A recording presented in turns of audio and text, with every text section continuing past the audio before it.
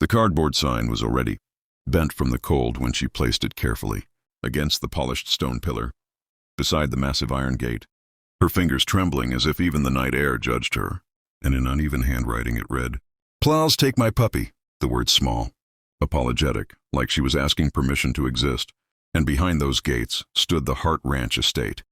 Miles of land, endless fences, stables worth more than most homes in town, belonging to Caleb Hart, the man everyone called the rich cowboy, the one who bought land the way others bought groceries, the man rumored to have a heart as closed as his gates. And she knew all of this because desperation teaches you details you never wanted to learn. She had stood across the road for nearly an hour, watching lights glow inside the main house, her puppy squirming weakly in her arms, its ribs too easy to count beneath her coat, its small tongue licking her chin as if to comfort her, and every lick felt like betrayal because she was about to leave him. The only living thing that had stayed when everything else vanished. And when she finally gathered the courage to step forward, her boots crunching softly on gravel, she whispered apologies into his fur, telling him he was good, telling him he deserved warmth, food, safety, things she could no longer promise. And when she reached the heavy wooden door, taller than she was, she didn't knock at first. She just leaned her forehead against it, breathing in once, twice, as memories flooded her mind, sleeping under bridges, stealing scraps, holding this puppy close through nights so cold she wondered if morning would come. And she thought of all the times she told him, "I'll figure it out," until there was nothing left to figure. So finally she knocked, one soft knock, then another, set him down gently, placed the sign beside him, and turned away quickly because if she waited even a second longer, she knew she would collapse. Inside, Caleb Hart had been standing by the window with a glass of untouched whiskey, watching the field stretch endlessly under moonlight, the silence pressing in like it always did since his wife died 3 years ago, since money stopped meaning anything, since the house became a place to sleep rather than live. And when the knock came, faint but deliberate, it irritated him at first. No one knocked this late unless something was wrong or someone wanted something, but then he heard it, the sound that didn't belong to the night. A thin whimper, followed by another, and something deep in his chest tightened in a way he hadn't felt in years. So he opened the door expecting trouble and instead found abandonment, raw and shaking, in the form of a muddy puppy sitting beside a crooked sign. And before he could process it, he saw her retreating shape at the edge of the drive, shoulders hunched, moving like someone running from a crime she didn't want to commit.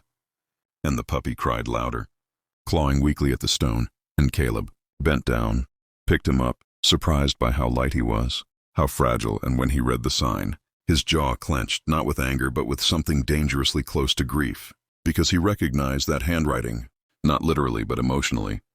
It was the handwriting of someone who had run out of choices, and he stepped forward without planning to, calling out instinctively, "Hey," but she didn't stop. So he raised his voice, sharper now, "Miss," and that made her pause, not because she wanted to, but because hope is cruel and automatic. And when she turned around, moonlight revealed a face too young to be this exhausted, eyes wide with fear, cheeks hollow, lips cracked from cold, and she shook her head immediately, saying, "I'm sorry. I can't take him back." The words tumbling over each other, and Caleb looked at the puppy, then back at her, then said the sentence that surprised even him, quiet but unyielding, "You stay too."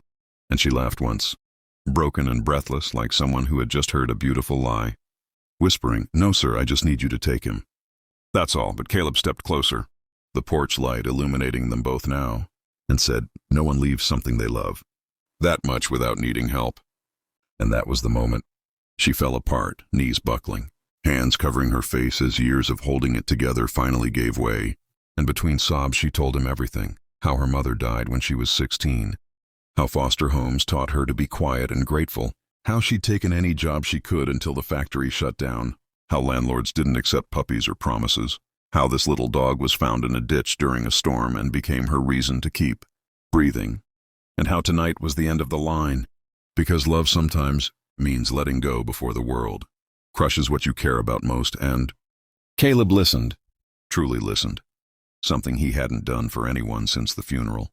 And as she spoke, he realized something terrifying and beautiful.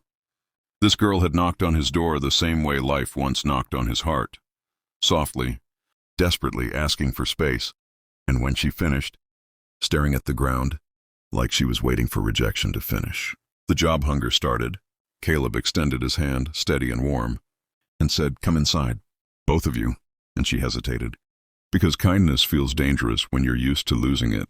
But the puppy wriggled toward him, tail weakly wagging, and somehow that made the decision for her.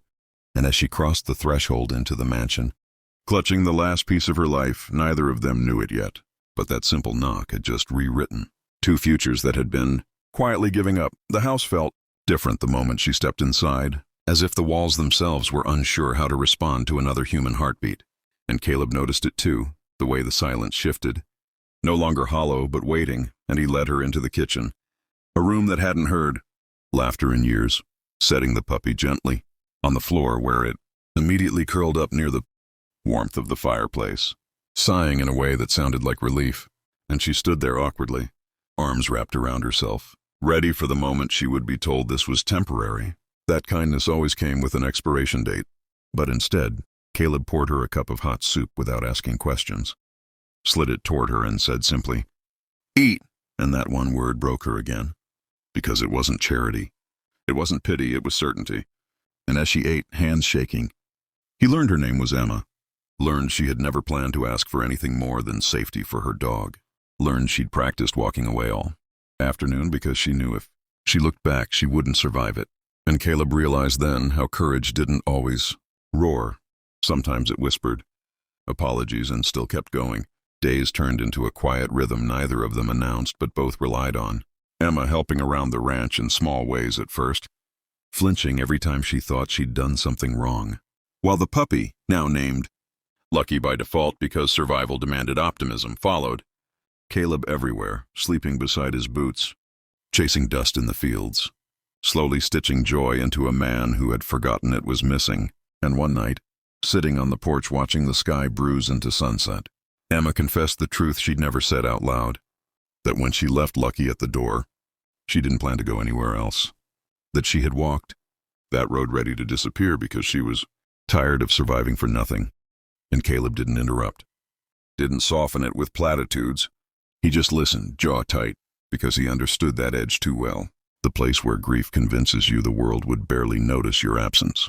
And he told her about his wife, about how loving her had been the easiest thing he'd ever done and losing her the hardest, about how wealth had turned into walls instead of comfort, and how he'd mistaken isolation for strength until a trembling girl and a starving puppy reminded him that love wasn't something you protect yourself from, it's something you answer when it knocks.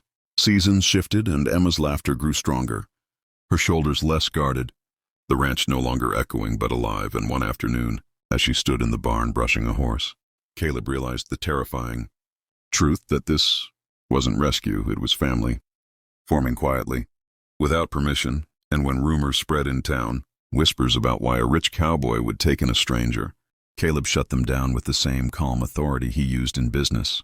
Because some things didn't need explanation, and when winter came hard, with storms that rattled windows and tested resolve, they faced it together, Emma waking from nightmares only to find Lucky pressed against her chest, and Caleb leaving the light on down the hall because he remembered what darkness felt like. And one morning, after the first snow melted, Emma placed the old cardboard sign on the table, the same one she'd left at his door, and tried to apologize for it, for the desperation it represented. But Caleb stopped her, turned it over in his hands and said, "That sign didn't ask for help. It saved 3 lives." And Emma finally cried without shame, because she understood. Then she wasn't a burden, she was carried, she was a person who belonged. And as spring bloomed across the fields, Caleb whispered the same words again, not as rescue this time, but as truth. "You stay." And Emma answered with a smile that reached her eyes, because this time she wasn't afraid to stay. And if this story moved you, if you believe even the smallest knock can change everything, subscribe to the channel, because stories like this remind us that hope often arrives when we think we have nothing left to give.